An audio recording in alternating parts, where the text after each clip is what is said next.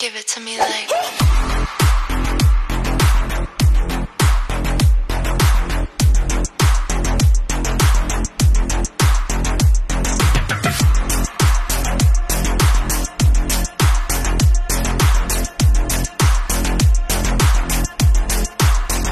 Yan guys, magandang araw sa ating lahat. Yan yun, ang ating vlog ngayon ay pupunta ngayon tayo sa sementeryo para Quincy Inang. At yan na nga, kasama natin yung mga tatlong magkapatid, ang aking kaanakan na nagbibideo. Yan yan guys, medyo nahihirapan tayo sa pag-andar ng tricycle natin dahil ilang araw nang hindi nagagamit. Kaya yan, napaandar natin. At syempre, paalis na tayo ng bahay. Kasama natin yung tatlong magkapatid na sina JC, Union at Pierre. Yan. At syempre, kasama natin ang ating bunso. Ayan na nga. Siya nga pala yung napukas ng gate. At ang television natin ang ating pamangkin. Kaya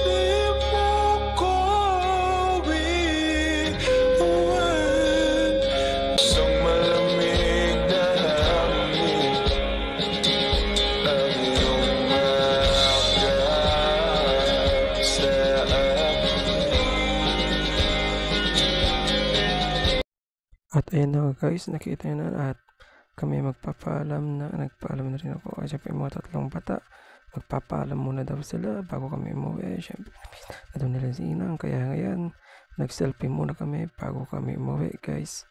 Tingnan nyo ang ating hand sign ni Inang puso-puso. Yan guys, yan. Yan ang lagi niyang ginagamit pag nagpababay siya sa amin. Nag-heart sign siya ng kamay. Yan nga po, nilagay namin sa damit ng heart sign. Kaya, yan mga kadya, yan. Nagpaalam na rin si Kuya JC at si Ate Yan. At syempre, magpapaalam din itong batang makulit na to, si Yan. At yan na nga guys, yan, gusto pang kunin yung chocolate. Pero, yan, hindi lang ng kanyang tito. At yan na nga. Inang! Bye-bye! At ayan na guys, pauwi na din tayo.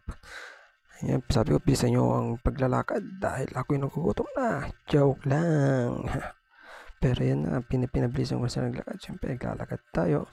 Pupunta sa tricycle, ayan, nagsabi, ayan. At siyempre, nagkuhan na kami ni Punso. Ayan na, ayan si Punso, ayaw magpakita sa camera. Ayan, si Ja. Ayan nga. Diba, nakasanglas pa yan. At ayan na nga, dito na tayo sa San Vicente. Ayan. Medyo maraming tao, parang opening yun ng milk tea, kung di ako nagkakamali. At syempre, habang tayo, chill rides lang tayo dahil may kasama tayong bata. Yan, chill rides lang naman.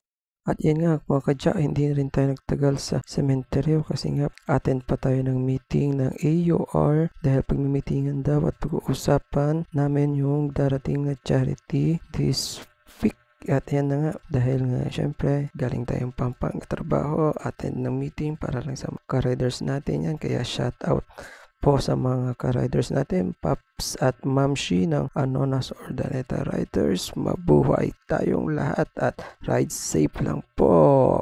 Next Sunday sa ating vlog, iba-vlog din natin ng konti yung charity natin para syempre makatulong tayo kahit kakonti. Yun din ang ating sa ating pag-rides. Kaya sumali tayo dito sa riders at makatulong sa mga kapwa natin. At syempre, at yun na nga guys, abangan nyo ang ating next vlog for charity.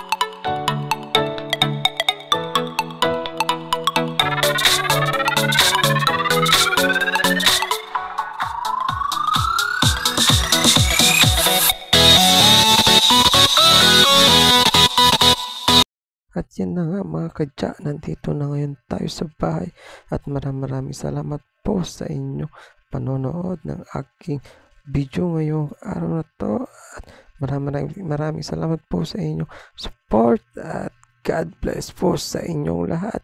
Bye bye.